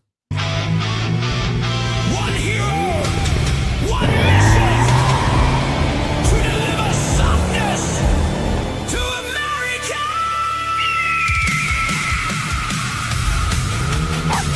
No, Chi-Chi, we can't stop for snacks, dude. We have to deliver all of these Soft Disclosure gift cards. He goes by Zach Payne. The motion detector.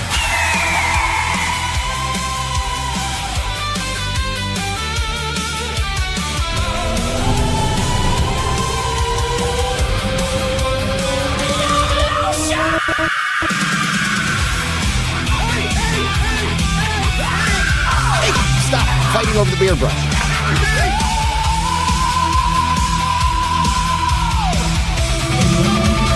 Life finds a way. Hydrate your elbows, moisturize your soul. Feel the rhythm together. Makes you feel alive and let the lotion roll.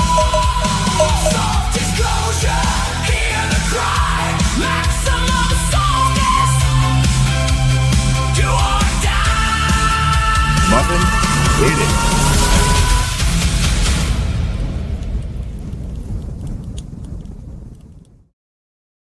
Love it so much. All right. I really want Zach to have a DeLorean time machine too. Like I feel like that's I just we want need that in Badlands. I just want him to have a mullet. Well, sure. I mean, that's more likely than the DeLorean, but I'm rooting for the DeLorean. Softdisclosure.com. Hydrate your elbows, moisturize your soul. We now have character shirts. Asian Alpha, I think, is my favorite alpha. And there's a lot of alphas. So if you don't watch OnlyLands, you might be a little out of the loop on how many alphas there are. But there's an Asian one. There's a Jewish one. There's a gorilla alpha. There's the white face scary. What is that? I don't know what that White face, that racist son of a bitch. I'm going to fight him. Yeah, is wearing white face. No, that mask that's like some sort of serial killer, I think. Michael Myers. Yeah, serial killer alpha. Blackface alpha. He did blackface and whiteface. So you can't call him racist because he did both.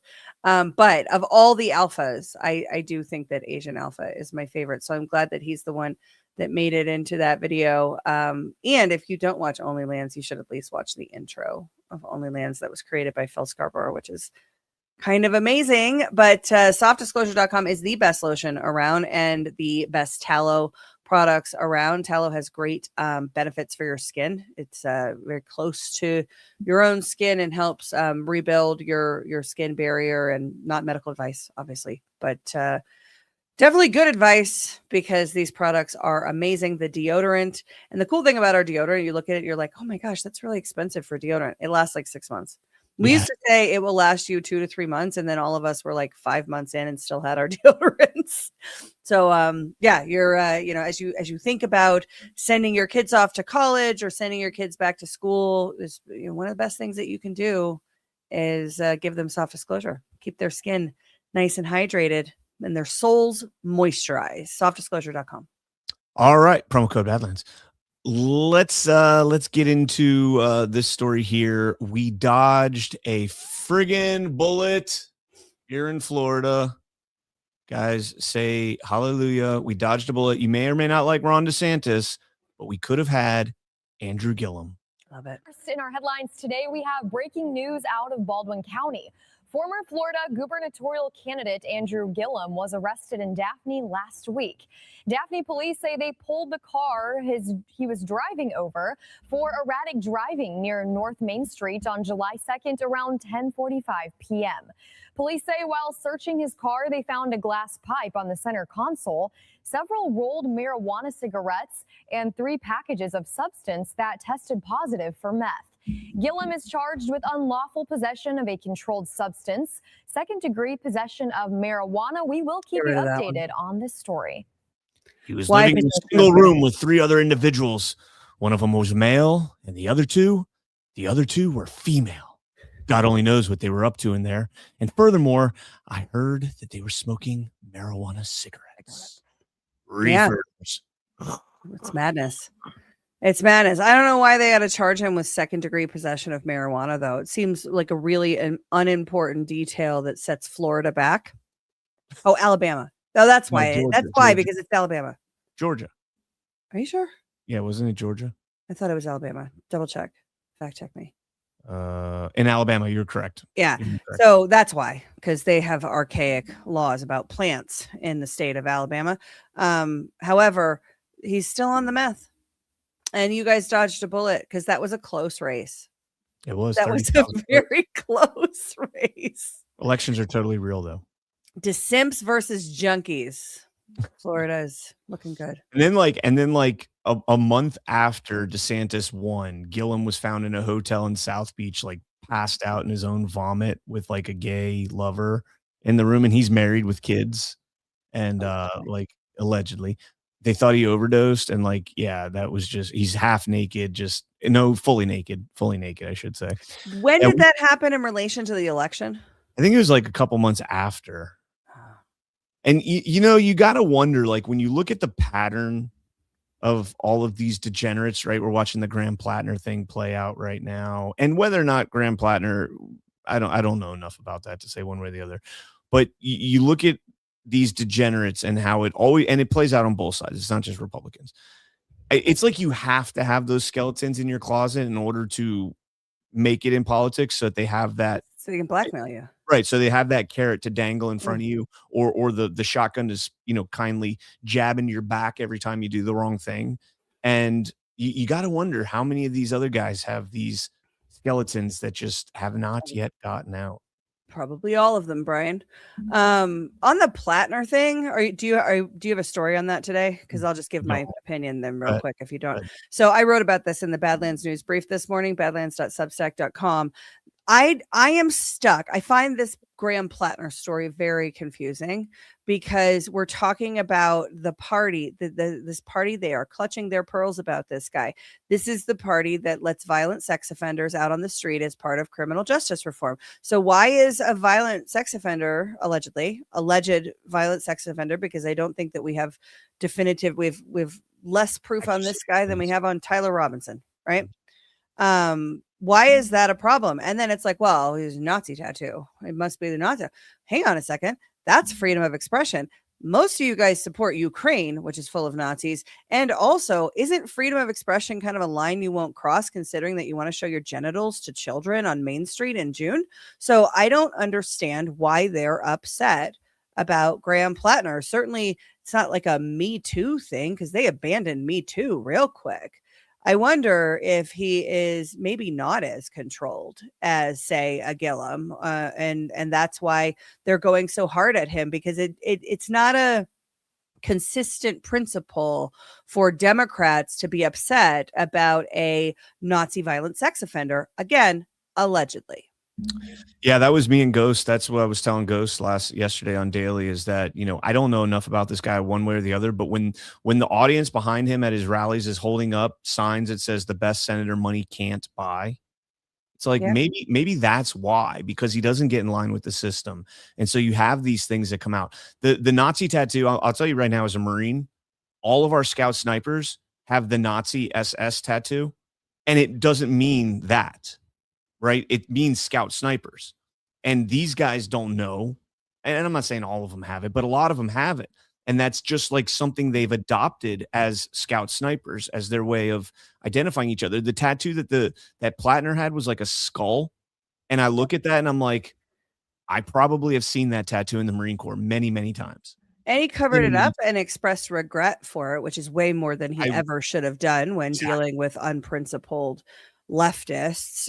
Never, ever give them anything, never negotiate, never apologize, because they're not acting in good faith. And you have to realize that if the people that you're dealing with are not acting in good faith, then your good faith is going to be weaponized against you. Yeah. And so ask me how I know. And so I look at all these things and I just wonder, was Plattner, and again, I don't agree with his policy, but was he a threat to the system there? And now they're trying to replace him as quickly as possible. So, all right, let's jump into this story. Ash's new favorite congressman, Tim Burchett, today sent a letter to FBI Director Kash Patel asking for the release of all the records related to the death of Seth Rich. The American people deserve answers. Strongly worded letter. This is following Ty Clevenger. We talked about this the other day. They discovered all these new documents, and Clevenger's like, we're going to get this. And so hopefully we do. Hopefully we do. That was really fascinating that, I put the picture up on July 4th of me in doing the Seth Rich pose and saying in memory of never let this die. And then like literally the very next day, all this shit comes out on Seth Rich. Like nobody's been talking about Seth Rich. I post one picture and all this comes out. I'm not saying I did this, but no, I'm telling you, Badlands is John Candy in Delirious. We've got the magic typewriter, guys. You do. Be very careful and don't piss us off. You do. It was a good photo too. It was a good photo. I saw it. Jackie was the you one. got a lot of mileage out of that American flag suit. I did. Yeah. Jackie was the one responsible for the pose and the photo. And I should have told her the pose needed to be more like this, but whatever. CNBC, Toyota to invest $3.6 billion to move Tacoma pickup truck production from Mexico to Texas. The move will lead to 2,000 U.S. jobs. It will add a second vehicle assembly line at the 2.7 million square foot plant by 2030 and will double that 2.7 million size. So 5.4 million. It'll expand the annual capacity from 200,000 vehicles to 350,000 units. It's part of Toyota's stated plans to invest up to $10 billion more than previously expected domestically in the U.S. through 2030. And it comes less than a week after Trump's administration confirmed it would not extend the trilateral trade pact with Canada and Mexico, instead opting to conduct annual reviews. That was kind of a little Devo hat tip, I think. He gave that from the Oval Office. He's like, I like this one. Who knew I was going to be here to be the one to do the annual reviews? He's like, I made that plan in my first term. Who knew that it was going to be me, though, doing the reviews? Yeah, I wonder how that decision impacts what's going on with the UAW and the unfortunate situation with striking workers in Detroit. I don't know. More AI to plants. Well, that's the thing, is that we remember the summer of strikes back in 2023. We had labor strikes across different domains. Hollywood was striking, auto workers were striking, friggin' Starbucks workers were striking, as if, with the meat cutters here. My husband was in the meat cutters union for a time, and they were striking because they wanted retirement and all sorts of benefits. As prior to their strike, this is my issue with labor unions. Prior to the strike, at the time, the union should have been active in fighting against the impacts of this. In this case, it was a merger. The jobs were being automated away. For the due diligence for the merger, they were streamlining a lot of the meat cutting work and moving a lot of stuff to centralized plants and using AI, robotics, machine learning to do a lot of the work that people previously did. Union wasn't involved in any of that. They kept giving pamphlets to the workers. Oh, here's what you should know about the merger. No organization, no strikes, no anything. After all that was done, and those processes had been streamlined, and the new kind of talent landscape of how many people that they were going to need in the Safeways at the time, after that was done, then the unions organized their workers to strike for retirement benefits. And I was watching this and going, you guys are retarded. Like, why are you paying dues? Why are you paying dues to a leftist machine that exists for political purposes and pretends and has convinced you that they're looking out for your interests? Because I can point right here, they were not looking out for your interests. They patted you on the head and kept you quiet when there was actually time to do something. And then when there was over and there was no time to do something, then they sent you out there and told you to strike over retirement benefits for grocery store workers, which probably put you at the top of the list to get fired first. Mm-hmm. All right. Ashes, we're going to get, well, never mind. That's tomorrow. The angry hour is tomorrow, but we got Ash fired up already. Let's jump into this post here. Laura Loomer, our favorite Mossad adjacent individual on X, Mossad adjacent. High level sources to the White House tell me Mitch McConnell is officially brain dead and he's not coming back. McConnell is being kept, quote unquote, alive by life support machines. But my White House source told me McConnell is an organ failure. And as I reported, the source told me he has allegedly been declared a vegetable by doctors, and the White House has been told McConnell ain't ever coming back. Officially brain dead. Organ failure is accelerating. Life support machine is keeping him alive, but his brain is officially dead. And his wife, Elaine Chao, has fled to the country of China. And his daughter deleted her social media. I wonder if she brought any of his documents or briefings with her to China. Now, Scott Jennings, our favorite CNN, I love this, says, I spoke to my old friend Mitch McConnell this morning, the senior senator from Kentucky. He's still recovering in the hospital. We talked for just shy of 20 minutes about Iran, Ukraine, the unfolding situation in Maine. It's funny that he's capitalizing all of these. That's very interesting. Iran, Ukraine, Maine. My visit to the TR Presidential Library, and even a little bit of Senate history. Throw that in there just for nostalgia. I told him we want to see him back to work as soon as possible.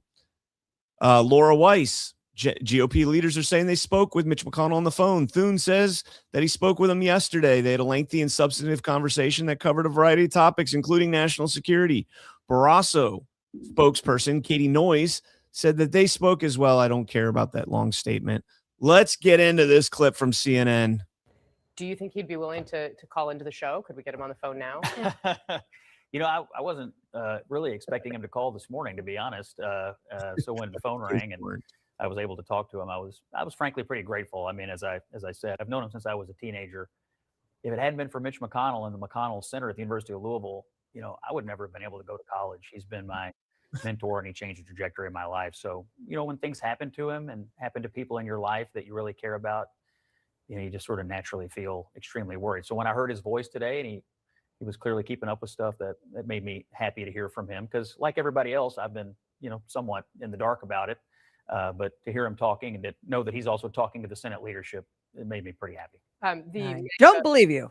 Sphere, shall we say, has been driving a lot of the questions about where Mitch McConnell has been and what has happened to him. You, of course, are in tune with that in the role you have on your radio show.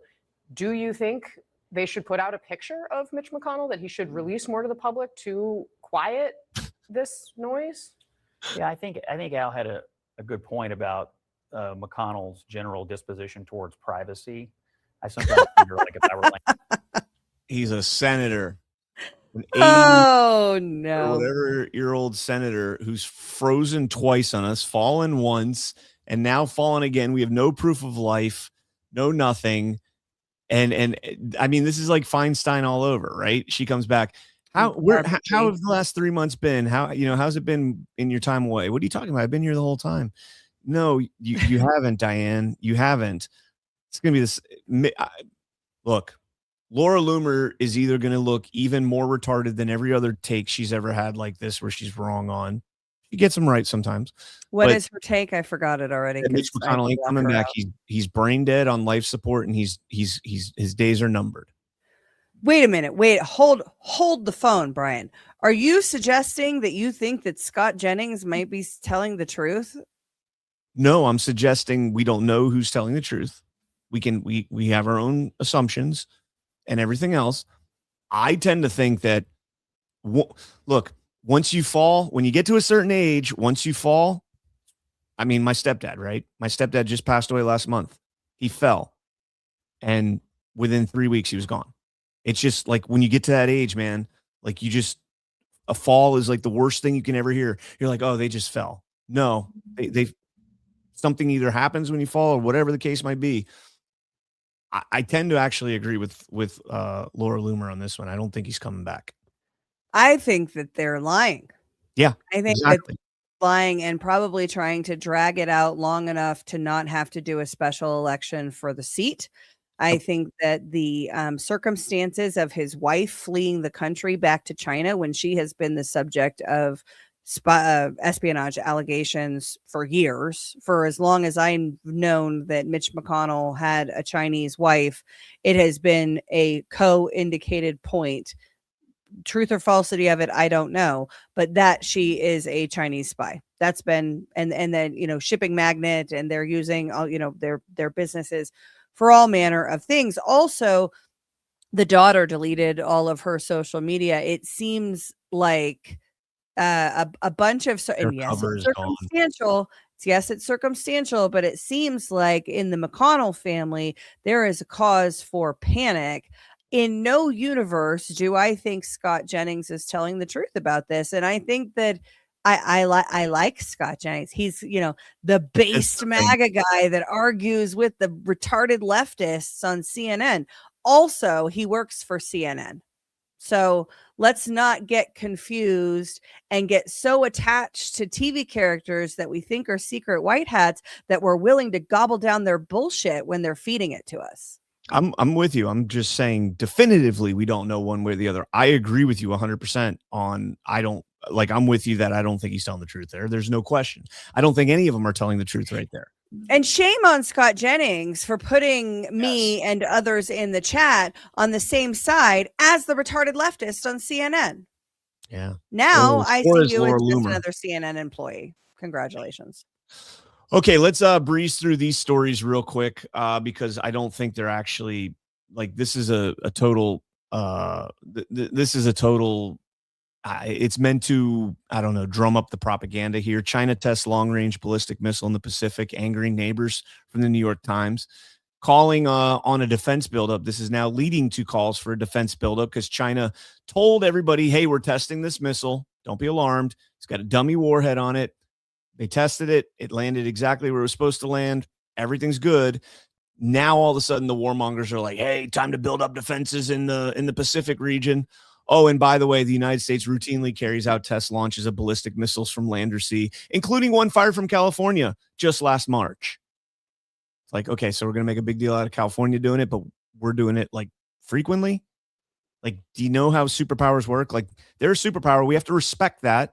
And that means they're going to test these missiles from time to time. So yeah, you don't want to go poking that bear. AI powered nuclear threat on the horizon. It's fear porn. Fear us. We have the power to destroy you. Comply and give us all of your rights. Otherwise, you might die from a nuke, and it'll probably be Iranian or Russian or Chinese because Mitch McConnell's wife is there now. Absolutely. Cuba, third major blackout this year. Interesting here that they say they don't know the cause of it. It says that a total disconnection of the national electric power system is occurring, according to Cuba's state-run electric union. The causes are being investigated. Of course, they have chronic fuel shortages, among other things. And it's almost like it's time for Cuba to come home. Come home. You're going to be our greatest ally. Venezuela, Cuba, Iran, they're going to be our greatest allies. But then again, over in Iran, everything's getting froggy again over there. U.S. CENTCOM. I feel like Colonel Towner would rebuke you on that point, but maybe I'm wrong. Oh, no. Cuba's going to be an ally here. Cuba is going to be an ally. For how long, Brian? That's a good question. Just like Venezuela's our greatest ally now in the region. Yeah, doing that stolen elections book with Colonel Towner on Cuba, like realizing how strategically important Cuba has been for, the past 80 to 100 years is it was kind of a black pill, to be honest. Well, maybe, we need people that can follow. I mean, Trump is dismantling the deep state. He is cutting the funding globally. There are a ton of things he's doing to cut this funding, and then throwing it back in their faces with you're going to see Colombia with Petro and have you seen Petro's election stuff lately? Yeah, he seems pretty based. I wrote about it when the election first happened, and I translated one of the videos he put out there, and it was like the same video that Mark Cook was putting out, like going through the system and being like this, and this. He put the same one out in Spanish, and I translated it. We'll cover it on Why We Vote one of these days. And now he's doubling down on this. So, yeah, I mean, Trump is definitely turning things around on a geopolitical scale. The question is, what are they going to do once he moves on to try and take that power back? Who's going to stand in that gap when President Trump's not there anymore? So, us. Yeah. The plan has always been us, and that's why wake up is the mantra, because we're running out of time for people to realize who the real enemy is. The chat is still talking about Mitch McConnell's handler wife, and I wonder, Brian, if we should we poll or maybe even do a bet about whether or not she returns to the United States of America? Remember when her sister died in the Tesla that drove into the lake? No, was Ted Kennedy involved? Sorry. No. She was at a party or something, and she got into her car and she backed out of the car. What? Was it full self-driving mode? I think so, yeah. And it backed out and drove into a lake, and she couldn't get out and she drowned.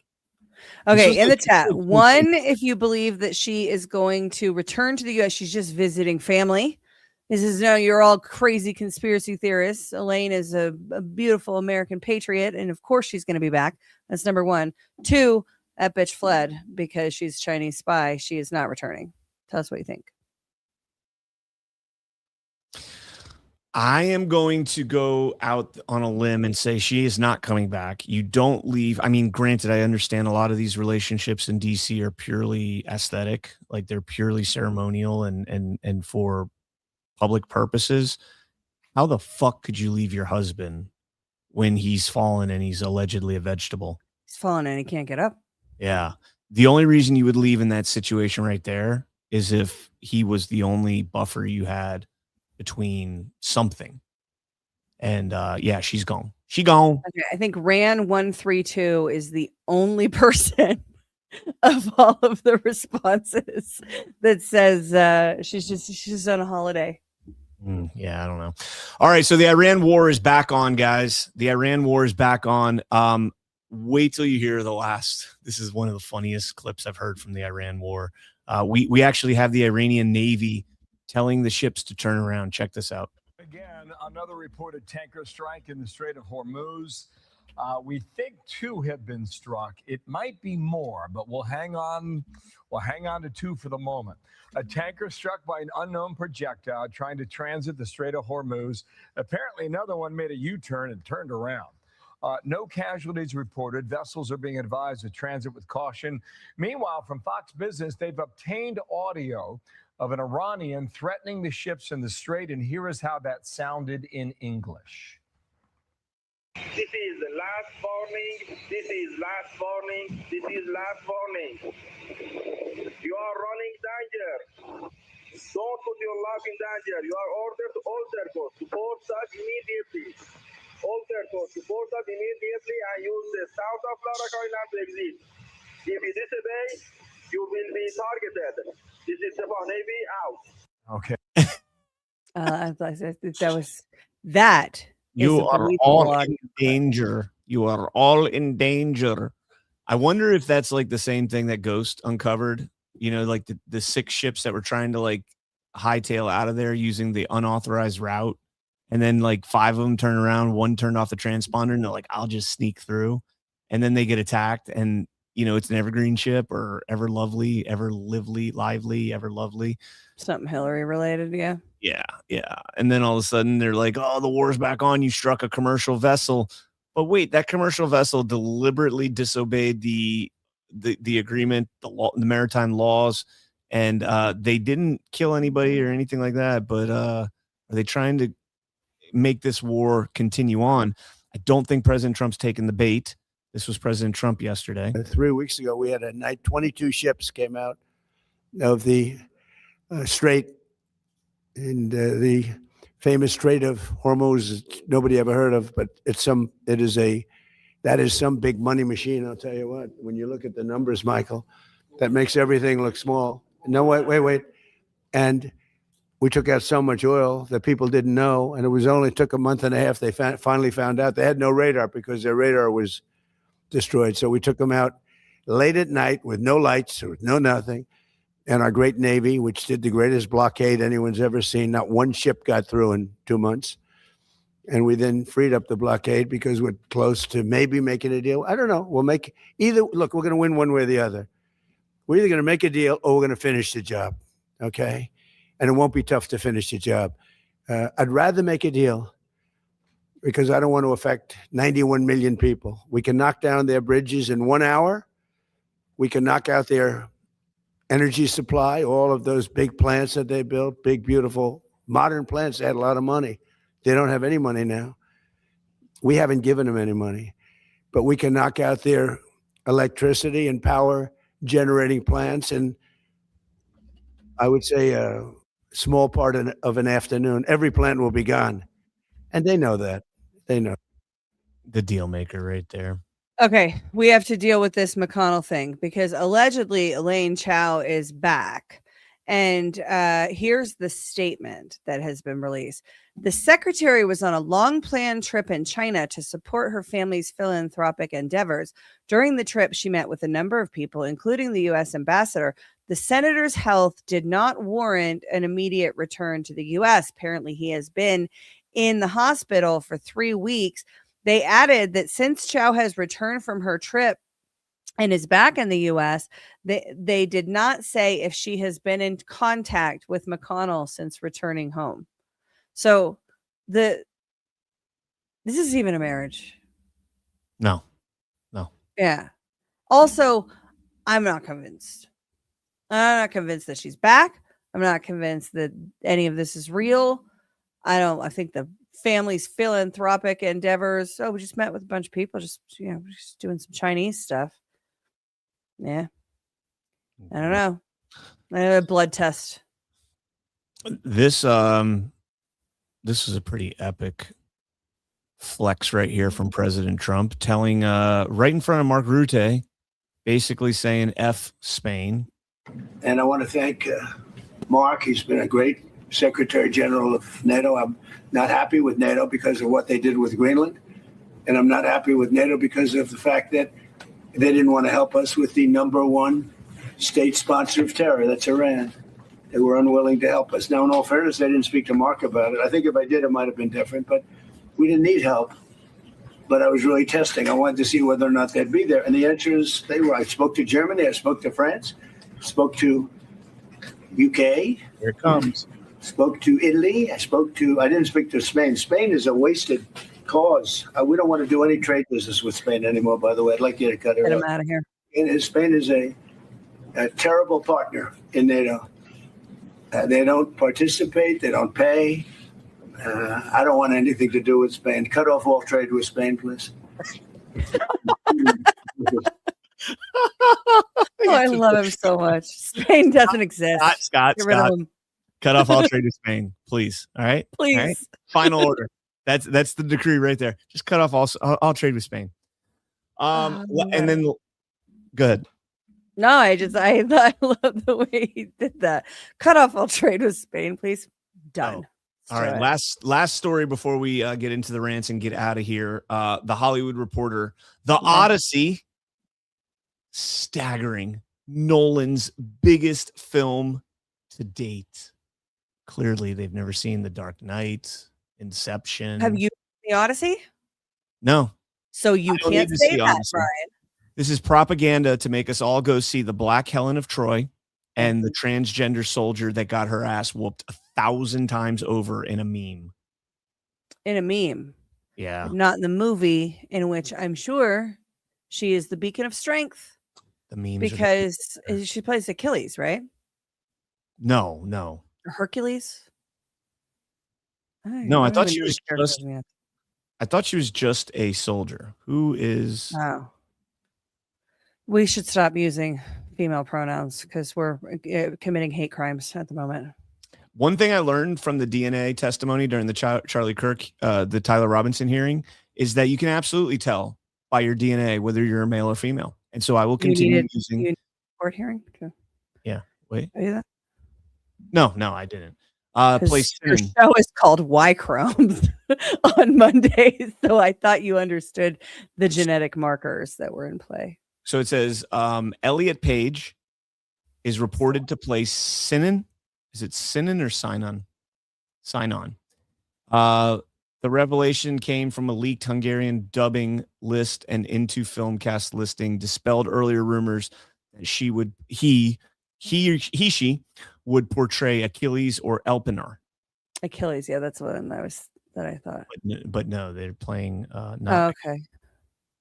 Also, well, she got her ass whooped. Those memes were delightful. Those memes were epic. I think we did like 30 minutes on an OnlyLans just going through those memes. I remember that episode. One of the best set of memes ever there. Wilson's chick, Brian, sent Badlands Meetup to your email. If you can share Ash Wednesday, please help her if you are able. Where we go one, we go all. Much love.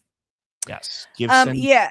I just want to say very quickly, I'm not going to be talking about the case, the lawsuit, the legal strategy, and whatnot. We're set back to pretrial. Meaning that we have to go through a trial again. And so, as folks know, I'm pro se. Now, for a period of time, we had a give, send, go that was called Stop NGO Lawfare. And that was focused on beating the Christiansburg standard and taking it to the Supreme Court. That case has been mooted as a part of the decision that came down from the 10th Circuit. So that no longer exists. And I saw some people sharing it. So I want to make sure that it's not active. So it's not like people can donate to it, but just to know that is the case that collective fundraising effort was for. That, first of all, that all of that money went to that effort. It was paid. It was presented. The case was mooted as a part of this decision. So that's dead for now. We may be able to revive it in the future, depending on what happens at the second trial. But since I'm going into second trial, going through trial again, we're kind of back to 2024 where I don't talk about this at all publicly. I do want to say thank you to just the dozens of people that have supported, whether at a GART or on the internet or, through whatever. It is incredibly humbling. And the dozens of people that reached out yesterday, it's been a rough few days. Brian has heard a lot of the rage that I have about it. But you guys help keep me going, and I can't express enough how grateful I am to everybody in this audience. And there will be, the good thing is Brian was there. Trial covered the whole thing, has covered the case extensively. You could talk about it, but I will not be talking about it. So I want to just make that clear to folks. And it's I love you guys and appreciate you so much. Thank you.